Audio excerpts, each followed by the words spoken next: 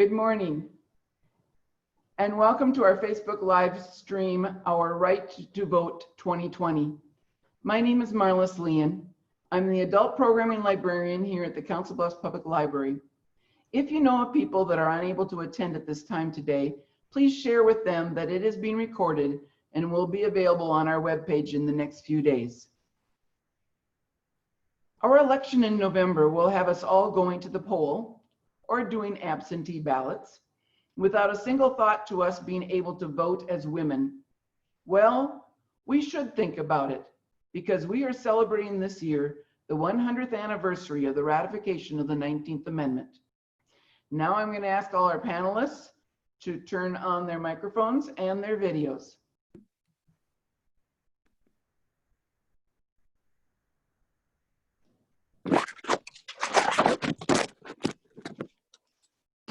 We are delighted to have a panel for you today of our hopefully 3 Congresswomen from Western Iowa, Senator Joni Ernst, Congresswoman Cindy Axne, and we're working on State Representative MaryAnn Hanusa from District 16, who hopefully will be joining us soon.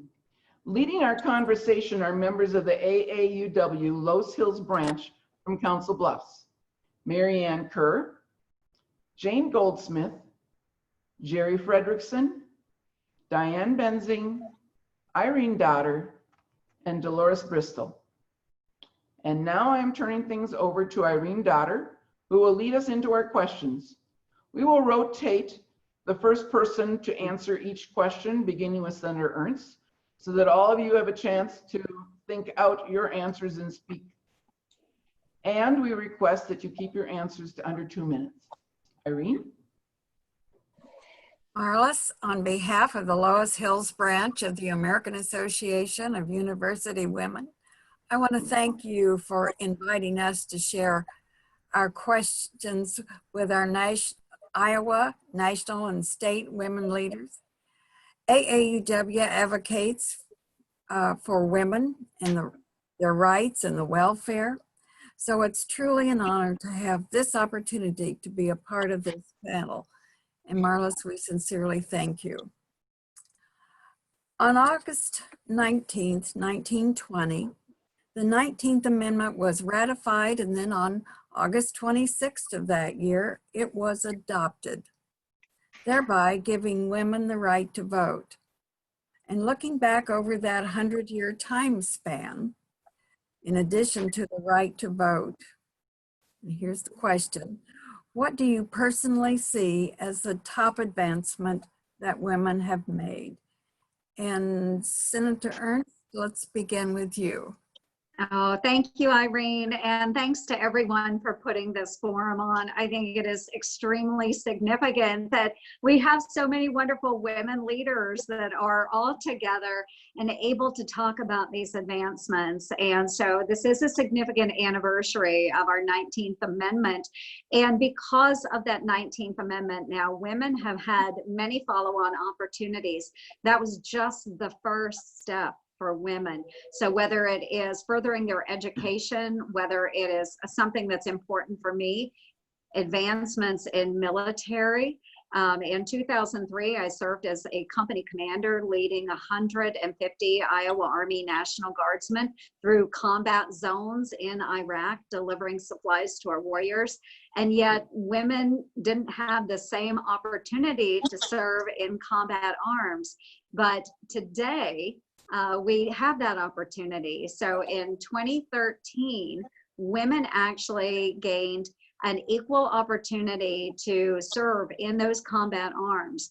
My daughter is a cadet at West Point now, and if she so chooses, she will have the opportunity to serve alongside men in those very dangerous occupations. So because of that 19th Amendment, women now have the opportunity to really stride alongside their peers, their male peers, and to make those significant differences, whether it is in elected office, whether it is in universities as CEOs, or as leaders within our combat arms in our services. So a lot of things going on there, but again, I would just want to thank everybody for doing this today. It's a really exciting opportunity for us to share our thoughts. So thank you, Irene.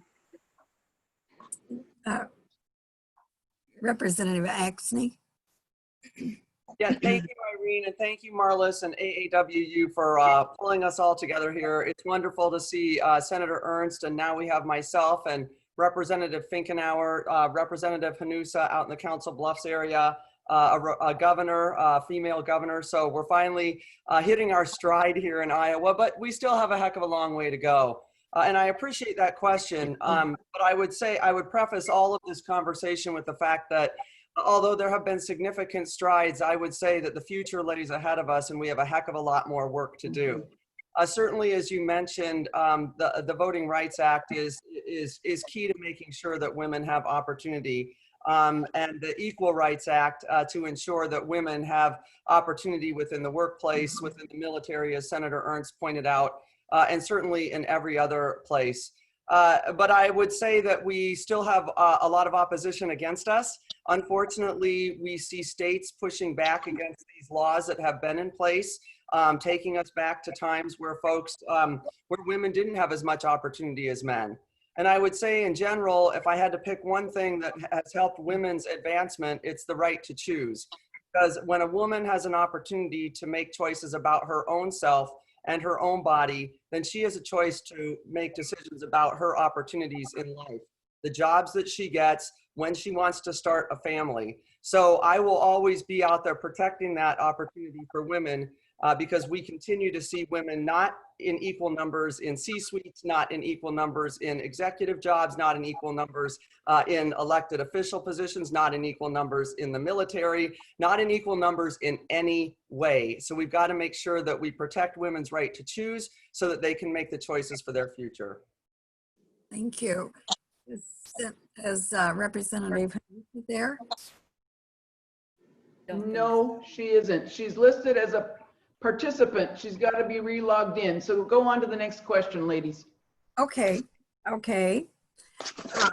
Our first topic will actually be K-12 funding, and Diana will ask that question.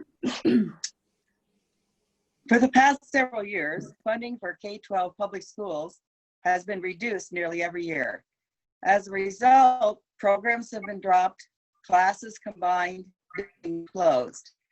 To make matters worse, the COVID-19 virus is rapidly spreading among our Iowa communities. With budgets barely covering normal expenses, covering additional expenses incurred by COVID-19 will be difficult, if not impossible. Congresswoman Axne, let's begin this question with you.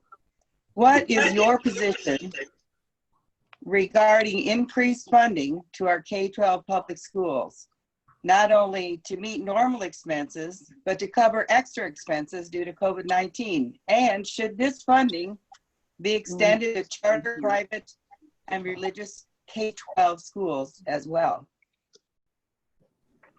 Diana, thank you so much for that question. And as a mom of 2 teenage boys, a proud product of our public schools and my boys as well, I want to make sure that we have all the funding that we need to make sure that our kids get the education that they deserve.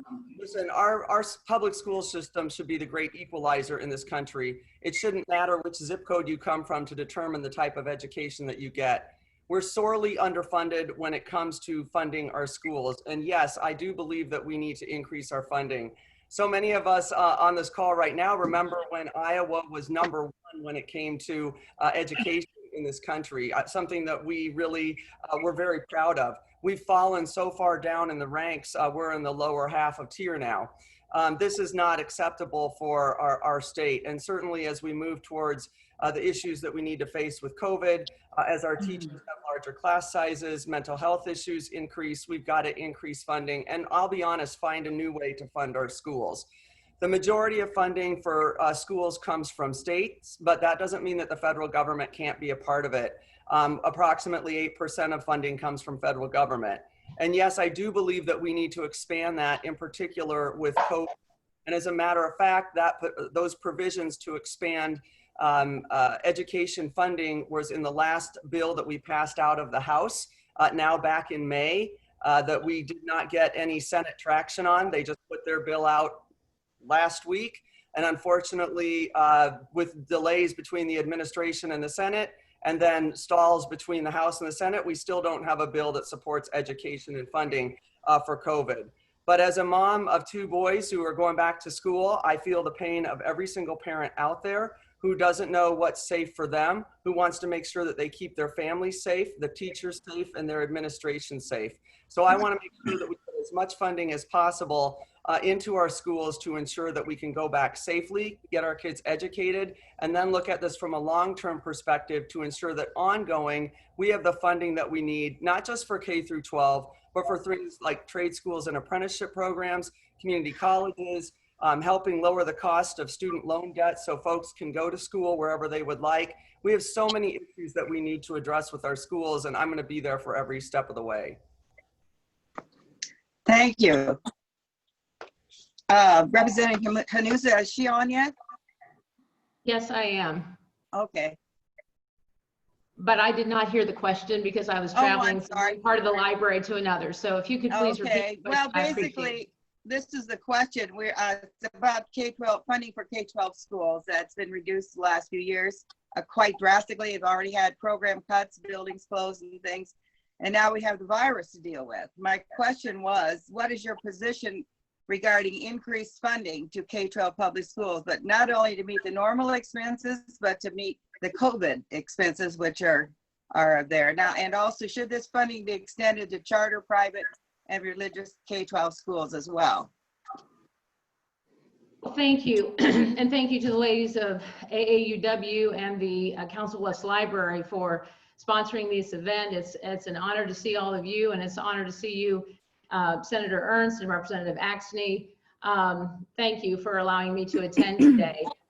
I have served for 10 years in the Iowa House of Representatives, and during that 10-year span, we have never cut the budget for education. We have always, education, because of the way the law prescribes that we fund the education budget first, it actually always gets the first bite of the apple as far as our state budget goes, because we have to set that state supplemental aid within the first 30 days of the session.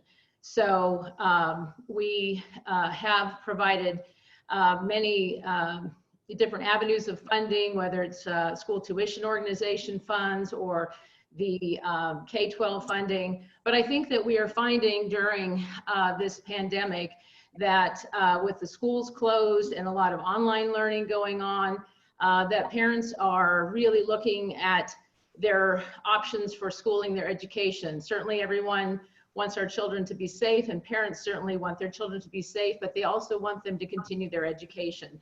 And so we need to provide our public schools with the funds that they need, which you know, many of them have come from the federal government to help with the extra COVID expenses, which are being distributed across the state and are being distributed in the state of Iowa. But I think parents are also looking at options besides our public schools. We have a stellar system of public education in Iowa. I'm a product of the public schools, and very proud to say that. But again, I think that we do need to look at some of the alternatives, because we need to give parents every opportunity during this this very strange uncharted waters time, so that they can provide their children with the education that they believe they should have. Thank you. Senator Ernst? Yes, and thank you. And MaryAnn, nice to have you on the call this morning as well. And I do believe that there is a role by federal government when it comes to the school system. But I do believe that those choices, especially we see this during COVID-19, that the funding opportunities, while we can be supportive, decisions need to be made at a much more localized level. And I've talked to many superintendents as we're working through COVID-19 that are very thankful the federal government is not dictating to them what they must and mustn't do, because every community is so different. And I really do believe that our local school boards, our teachers, our parents, our superintendents know what is best within those school districts. When it does come to funding, you are absolutely correct in that the brunt of the funding does come from our state and local governments through the property tax base. I served as a county auditor in Montgomery County for many years and worked with those school secretaries as they were submitting their budgets every year and reviewing those and understanding how important it is to have that funding structure. So I am glad, because I did serve in the state Senate as well. And I know after the cuts during the Culver administration, there was nowhere to go but up with our funding opportunities for our schools. And so thankfully we have seen that increase in spending for our local school districts. I'm also a product of our public education system. I graduated from Stanton High School in Montgomery County, and my daughter graduated from there too. And we had many of the same teachers, believe it or not. But I'm very proud of our public schools. But I do believe that parents should have that choice. If they determine that there is another route they would like to send their students to, I think that's important. And again, that's a very private choice as well. And so if a parent decides they would rather send their child to a private school or perhaps a charter school, we don't have many charter schools in Iowa, but if they want that opportunity, then they should be allowed that opportunity. But as we're looking at the packages that have been passed through the federal government, great supports in the CARES Act. We do have supports built in, whether it's the HEROES Act in the House or the HEALS Act in the Senate. We both do have those supports available for our public schools. I also want to make sure that we mention childcare as well. One of my big pushes is to make sure that not only are we supporting K through 12 schools, but should there be a need for additional childcare, that is in place as well. Because if we do happen to see a blended system of learning, if moms and dads are back at work, we have to know that that 10-year-old child can have a safe space in order to learn. So I'm working. Thank you, Senator Ernst. We have a question coming up a little bit later on childcare. So you okay, kind of great. anticipated. Okay. Well, I'll stop there then. Thank you very much. I Move appreciate to our it. next topic, which is voting rights. Jerry will ask the question. Over the past decade, states across the country have enacted policies that make it hard to vote. The landmark Voting Rights Act of 1965 stopped states from enacting racially discriminatory voting restrictions. The 2013 Shelby County versus Holder Supreme Court decision gutted key protections in the law, making way for many of these new discriminatory and restrictive voting laws. These voting restrictions disproportionately impact people of color, women, voters with disabilities, and young and older voters.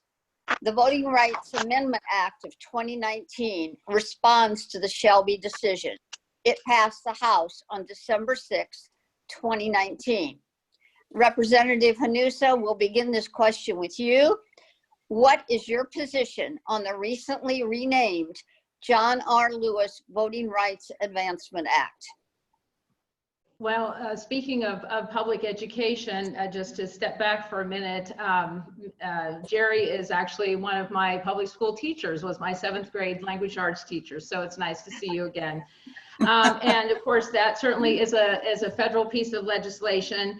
But certainly, I think the right to vote is a bedrock to our system of government in this state, or in this country, excuse me. And what I didn't get to answer the question on the 100th anniversary of women, but and the strides that we have made in other areas since women have been given the right to vote. But I think one of the most marvelous things is the fact that we no longer are surprised when women run for office, and even for the highest office. And certainly it is now simply taken as a matter of stride that women will run for office. And so I think that we certainly need to ensure every American's right to vote. We, especially in this time of COVID, we need to ensure that people have the greatest access possible to voting, but also in a safe and secure manner. I know that a lot of people will be voting absentee, and you know, we have a system set up across our country to you know, carefully monitor those requests for absentees and those votes. And so certainly I do agree. The individual pieces of this particular legislation, you know, there's various opinions on that. It has not advanced past the House, but I do think that we certainly need to ensure that every American has the right to vote. Thank you. Senator Ernst? Yes, I firmly believe that everyone should have the right to vote. I think that is extremely important. And of course, I'm sure Cindy will be able to tell us a little bit about John Lewis as well, but what an extraordinary man he was. But certainly we want to make sure that everyone has the right to vote and that we maintain our elections integrity. Very, very important. And again, as serving as a county auditor, I was also a commissioner of elections. And I do happen to know that our system of voting in Iowa is probably one of the best in our great United States, so much so that we have members from other states that will come into our state and study our best practices so they can take those back to their own states. So we do have a very safe system in place. We want to make sure that, again, everyone has the right to vote, but that they are exercising that right to vote, and that others are not taking or exploiting that right to vote. So one person, one vote. And the way we do that is just by maintaining a good election system. And again, I'm just so thankful that in the state of Iowa, we do have the proper checks and balances in place so that every man and woman who is registered to vote has that opportunity to vote. We take this very, very seriously in the state, and I can almost guarantee you, I'd almost place money on it, that Iowa will have a very good elections cycle this year, even though it's contentious in many other states, just because we do have a really great system, and we'll make sure that we're protecting everyone's right to vote. Okay, thank you. Congresswoman Axne? Yeah, Jerry, thank you so much for the question, and thank you for bringing up the Shelby versus Holder Supreme Court decision. Unfortunately, in this country, although most people believe that we all have the right to vote, it's consistently being suppressed across many states. We see it right here in Iowa in our current election. And although I'm very grateful for some recent issues that have occurred here, specifically Secretary of State Paul Pate's issuance of ballots requests for every single person in our primary to show how important it was to get people out to the ballot box, and we saw a huge turnout.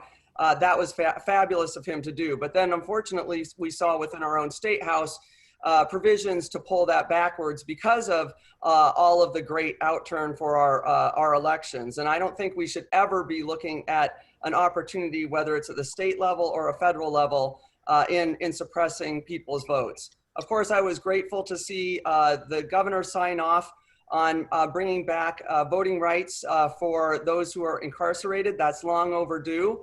And certainly grateful for our Black Caucus and for making sure that that was a key priority. But across this country, we've seen tightening of voter ID laws, declining to hold special elections, establishing long wait times to vote, eliminating same-day voter registration, removing out-of-precinct voting, reductions in language assistance. We've got a president of the United States of America who is trying to say that voting by mail isn't safe, even though it was established for our military service members to vote back in the Civil War. So if our military believes that it's a good way to vote, I think we should rely on what they have to say. They've been doing it for years. So here's the deal. We've got to make sure that we protect voters' rights, which is why we've got to get the John Lewis bill passed. It's important that every single person has a voice in every election, especially this one right now, to make sure that we all feel safe going to the polls. So we're going to continue to press for that. We've put funding support in our House bills to support vote by mail and certainly our postal service. This is one of the most important issues of our lifetime. Thank you very much. The next topic is the Equal Rights Amendment. Dolores will ask the question. The Equal Rights Amendment is nearly 100 years old and initially proposed in 1923. It was designed to guarantee equal legal rights for US citizens regardless of sex. But the ERA has not been ratified. 3/4 of the states, or 38, are needed for final ratification. Though Congress originally set a deadline for ratification by 1979 and then extended the deadline to 1982, only 35 states had at that time ratified it. Since 1982, Nevada, Illinois, and Virginia have ratified the amendment, meeting the 3/4 requirement. However, the federal government has refused to certify the amendment on the grounds that the deadline for ratification imposed by Congress had passed. Now Nevada, Illinois, and Virginia are suing the federal government. In an amicus brief, New York State Attorney General Letitia James and others argued that despite the deadline, not only are the plaintiff states' ratifications valid, but that the 5 states' actions to reverse their previous ratifications were not valid. Therefore, the ERA should be certified. Senator, we'll start this question with you. Do you support the amicus brief filed by AG James so that the ERA can become a part of our US Constitution? I will tell you that I do support the Equal Rights Amendment by and large, but I do have some concerns about religious liberty that exists within there, one of the founding principles to our great United States. So making sure that we can have those equal rights, but also maintaining religious liberties will be very important as we're moving forward. So making sure that we can balance those activities. It is part of our Constitution. It's part of who we are as America, being founded on the right to be able to practice and believe what we do in spirituality. So as long as we can balance that, I think we can find a path forward. Congresswoman Axne? Well, I'm a mom of a hockey player and a hockey husband, so HELL hockey sticks, yes, we need to pass the Equal Rights Amendment and make that a constitutional law. Listen, I don't know how many folks are going to be able to view this, and I'm so grateful that Marlis is going to put this in the library. I think that so many people would be shocked today to understand how at risk women's rights truly are and women's opportunities truly are, whether it comes to voting or whether it comes to equal pay. I think so many people think that we have moved on from that, and in no way, shape, or form are we even remotely close to that. This is another example where women's issues are completely at risk on a regular basis, and the only way that we can make a change is if we move this through Congress and actually make this a law. So I'm absolutely in support of it. I don't want any woman to feel that she doesn't have the same opportunity that any man does. Certainly, we still have a long way to go when it comes to representation in Congress. We've come a long way, but we're not even halfway there. So apparently this might take more women to make this happen. I certainly hope that we can rely on our great male colleagues who support this, and women as well. But absolutely, we've got to empower Congress to pass this, or we will continue to see attacks on women and their opportunity. We'll continue to see differences in pay and inequity. We'll continue to see less opportunities for women's growth in jobs. We'll continue to see healthcare that doesn't best represent women, that's biased. And until we pass a law that actually supports women as equal, we're going to see these things. So let's get this passed and make sure that it's in the books. Thank you. Representative Hanusa. Well, thank you for the question. I agree with Senator Ernst that, well, certainly I agree with all of us here that we want women to have equal rights as well. And I agree with Senator Ernst that we do need to protect our religious liberties. I think that oftentimes they become far more in danger than people would understand. And that is also a bedrock of our way of life and our founding of this nation. And so I think that needs to be protected. Certainly there are, 100 years ago, there weren't in place things such as the EEOC and other avenues for everyone to have equal opportunity and to be heard. And I think that, while we continue to need to push for women to receive that equal pay and women to receive as many opportunities as men and as others, we want everyone to have equal access to equal opportunities. I think it's a very interesting point this year that for the first time in these elections of 2020, we have more women running against each other for congressional seats than we have ever had.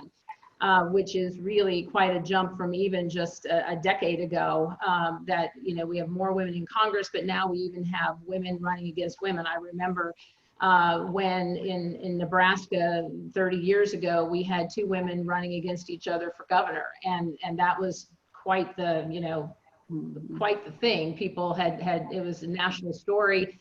Nebraska governor's race was getting quite national attention because you had 2 women running against each other. Well, now we don't even bat an eye that we have women running against each other for congressional seats. I think that's wonderful. I think it shows the great progress that we have made.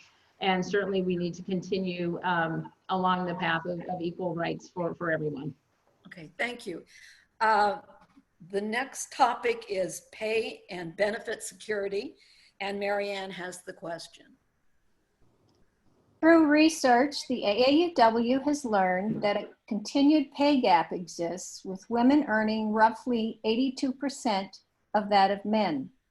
Women are seeking higher education at a greater rate and holding about 2/3 of outstanding student debt in America. Over a lifetime, women earn less in Social Security and pensions. Overall retirement for women is around 70% of that of men. Question, and we will start with you, Senator or Congresswoman Axne. At your legislative level, what can be done to promote equalizing earnings, thereby reducing the gender pay gap for equal work, to help ensure greater financial security for women throughout their lifetime? Yeah, well, listen, and that number that you mentioned earlier in regard to about 80 cents on the dollar for what a man earns has stayed consistent for years. And we also see that it grows even more in some of the higher paid professions like law and medical profession. And so women who have worked their way up, have high levels of education, continually see a larger increase in difference in how much they make. And then certainly at our, kind of our mid-level jobs and our minimum wage jobs, women are making less. And unfortunately, we see women in way too many of these positions. We have underappreciated jobs that women are mostly involved in, things like social service work, nursing, all of these important things that we're seeing, teachers that we're seeing here that are really the fabric of our country. So we need an Equal Pay Act. We've got to make sure that that's supported, that it isn't infringed upon. We certainly need to make sure that there's a Paid Family Leave Act that's passed through that supports women being able to have children and have a family, but not lose their pay or not lose opportunity in their jobs. You know, listen, we are so different from so many other countries. I remember when I was pregnant with my first son, I was getting my MBA, and there were some women visiting the school from Germany, and they couldn't believe that I was still going to classes literally a week before my due date because I didn't have any time off. So I worked all the way up to my due date, and then of course was studying, and then 8 weeks after I had my child, back at work, and my child was in daycare without an opportunity to really bond with them. So, you know, this is a problem that we have in this country. Equal pay is an issue that we've got to address, as well as paid and family leave. Okay. Representative Hanusa? Well, I think that we need to encourage women to achieve education and achieve roles that perhaps they wouldn't currently look into. I know that it is said about women running for office that men get up in the morning and they look at themselves and they say, I can be a senator, I could be the United States.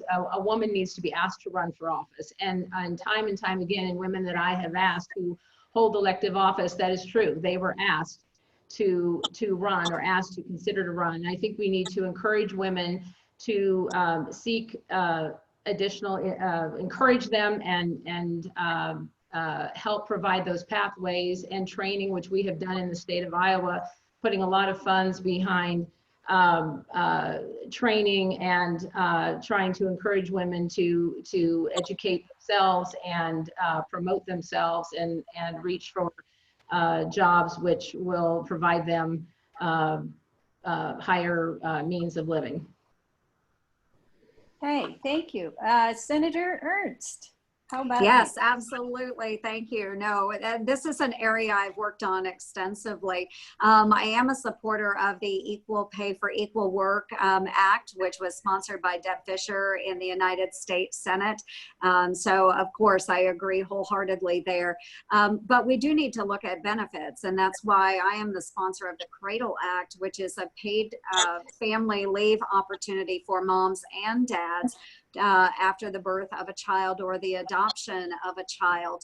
And it is a budget neutral concept, but one that our small businesses across Iowa are very excited about because it does allow them the opportunity to offer a paid leave for women and men, as I said, equal opportunity, making sure that new parents can take time off of work, because we know that those first few weeks of that precious baby's life, if they are able to bond with their mom or their dad, the health outcomes are much better, and even through their toddler years all the way up into their teenage years. So I think that that is very important.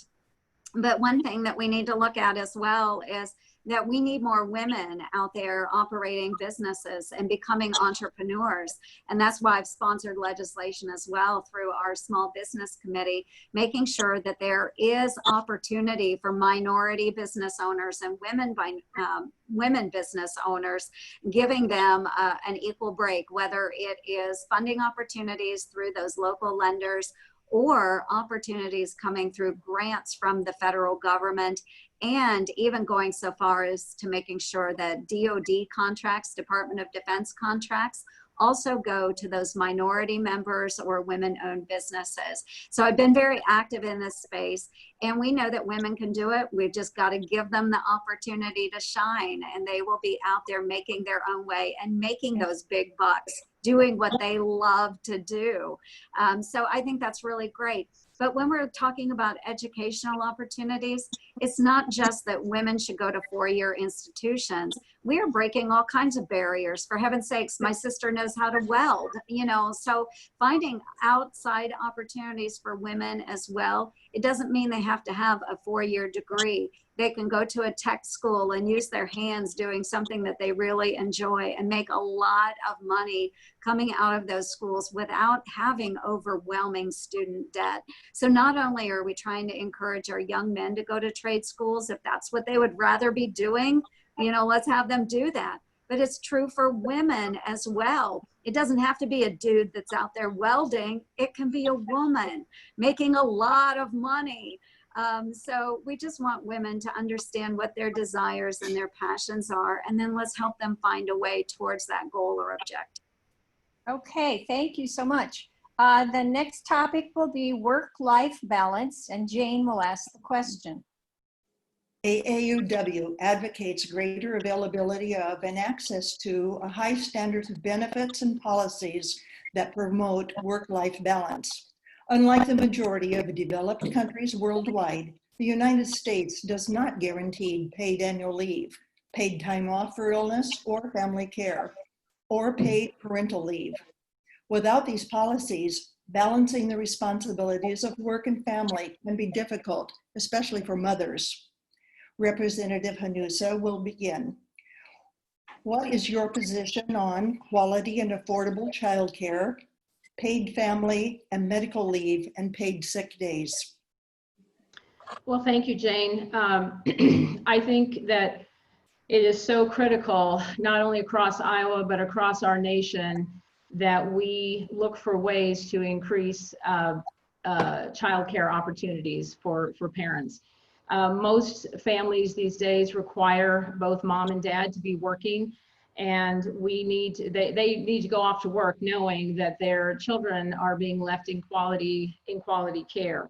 Actually, this past session in the Iowa House, I believe we passed 9 or 10, and I voted for all of them, pieces of legislation to assist from the state standpoint, whether it's tax credits, whether it's actual, assistance to families to help with those child care needs. And again, as Senator Ernst touched on, and I did in my last answer, I think again we need to encourage women to continue to seek the education for those higher paying jobs, again, that will give them the freedom to provide for that child care and give them some freedom of choice. But I think that we do need to, it's reached a critical issue in our country. I think we need to take increased look at how we can provide the child care that is necessary. I think that I've heard from a lot of my colleagues in the Iowa House of some very creative ways that smaller communities have worked together to provide child care in various ways, whether it's businesses, small businesses, collaborating with other small businesses to provide a child care opportunity for those in a community, or it's churches collaborating with the schools to provide that quality accredited child care. And so I think that because our need is so great across the state and across the nation, we really need to think outside the box and make this a priority. Thank you. Senator Ernst. Yes, and thank you. I was talking about my childcare provisions earlier, but it is so important to me. And when my daughter was very young, and I was working as the county auditor, it was difficult getting her to school, from school. I was working with other parents on trying to carpool, make sure that the kids got there safely. My husband was working a second shift job at a local plant, so it was really tough to juggle childcare. And I would oftentimes after work then have to take her in after hours so I could complete my duties, and she would just play with a coloring book under my desk. So I know how important childcare is, and the needs that we have across Iowa are pretty darn great. Iowa is a childcare desert. And so making sure that we can expand those opportunities, especially for those that can least afford childcare, very, very important. So I did secure $32 million of childcare funding during the CARES Act, but also moving forward, I do have a significant bill which would provide a 9-month bridge gap funding opportunity for our healthcare, or excuse me, our childcare providers across the state of Iowa and across the country, to help bridge the gap as we're working through the school issues, as we're trying to get moms and dads back to work. it is extremely important. But as moving on, though, allowing benefits to be flexible, I think, is extremely important for all families. And so we do need to work towards that here in the United States, and allowing people, if they can, allowing them to work from home, if at all possible, if that is an opportunity that they would enjoy. So a lot of great opportunities there. Very supportive of that at the federal level. Thank you. Congresswoman Axne. Well, ladies, let's start with some sobering facts. In Iowa, only 45% of the private sector workforce can earn a single paid sick day, and only 39% of working adults in Iowa are estimated to be eligible for and able to afford and take unpaid leave under our current FMLA Act. So we've got a lot that we need to address here, which is why I supported the provision within our last COVID bill to expand paid emergency FMLA to cover all workers regardless of their employer size. And one of the big issues we have is the fact that, across all sizes of employers, small to really large, everybody's not covered. Secondly, I also co-sponsored HR 1185, which is the Family Medical Insurance Leave Act, or the Family Act. It's legislation that creates a universal, gender-neutral National Paid Family Leave Act program. So I'm going to be there to support anything we can do to move FMLA forward. And as Senator Ernst mentioned, we've got a child care desert in this state. We are going to see that exacerbated because of the issues related to COVID. As a mom who had 2 kids in daycare for a long period of time, and at one point was paying close to $20,000. This was 15 years ago when my boys were youngest. You've got to make a heck of a lot of money to have any left over to pay for childcare. So that's absolutely unacceptable. 2 of the bills that I've recently written, and I try and do most everything I can from a bipartisan perspective, because I know that's how we're going to get things through more quickly, and this is so important, is the Improving Child Care for Working Families Act. That increased the DCAP to $10,000, so families can set more money aside that's not taxable, up from the $5,000 that it currently is, so they can put more money in their pockets and save more to put their kids through child care. Secondly is the DCAP rollover of 2019 Act that I helped put together, which is to help those families not lose the money that they set aside for this year that isn't being spent because of COVID right now and childcare locations being closed down. So we've got a lot of work to do. We've got to make sure childcare providers are paid appropriately, and we've got to make sure that they're in every backyard so that all women and dads, fathers, men, however they want to call themselves, can get to work and make sure that their kids are in a safe and healthy place. Thank you. Due to time, Irene will ask the final question. Oh, Irene, I think you're on mute.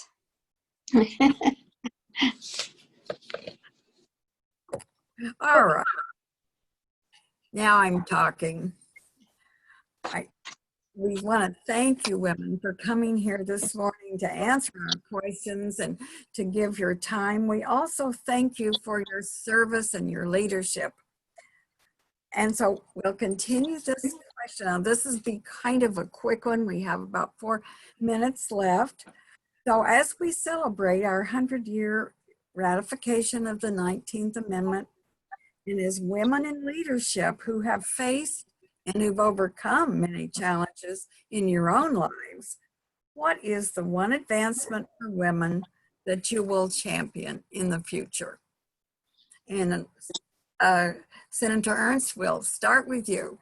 Thanks, Irene, very much. And I know we'll all have different areas. I am going to be a champion for women. I think that's really important. But again, I'll go back to what is near and dear to my heart, and that is my service as a soldier in the United States Army and Iowa Army National Guard. And what we have seen with the progression of women now being able to compete for those slots against men in combat arms, that took so long to come into place. But now women are able to serve alongside their male peers with all of the advantages that come along with being in combat arms. That didn't happen until 2013. So we still have a ways to go. I have also seen just recently the graduate, first female graduate of the Special Forces Qualification course, the Q course, one of the most coveted schools that you can have in the United States military. And we have our first female graduate. So I will champion women in the military, making sure that they have the opportunities to succeed. And someday we will have our first female chief of the Joint Chiefs of Staff. And I am looking forward to that day. I am so excited about our women warriors. Thank you so much, everybody, for allowing us to join today. Congresswoman Axne. Yeah, first and foremost, thank you so much for having me here today to discuss these important issues. I very much appreciate it. And listen, I'll get to my one, but listen, my mom always said I bit off more than I could chew, but I always handled it. So I'll be pushing for all of the issues that we're talking about today, including women in the military, including childcare, including equal pay, including right to vote. All of those issues, they're still at risk, and we've got to push for every one of those. But I'll go back to what I said when I first started this. We got to protect women's right to choose. When a woman has a right to choose, she has an opportunity to determine her life's path. There's no reason that women should be left at a disadvantage to what men should in this country. We know that women's rights are human rights. We need to protect their health. We need to protect their economic viability. And the best way to do that is allow them the right to choose. So that's something I'll be championing. Thank you. Thank you. And MaryAnn. Well, thank you, Irene. And I well remember visiting with all of you at your lovely home in December. So it's nice to visit with you again, even electronically today. But thank you for including me.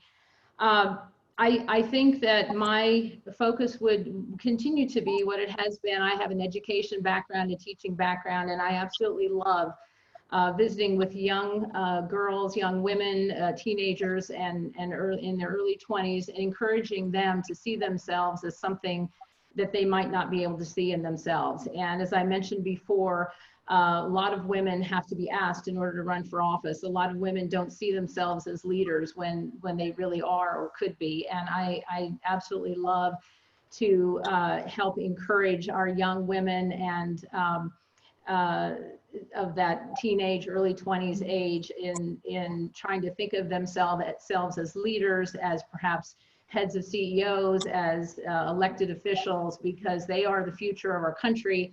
And it's just something that I want to continue to do, and I think will benefit our state and our nation. Thank you so much. Well, ladies, as we conclude our time today together, let us reflect on how long and how hard our ancestors worked to obtain the right to vote.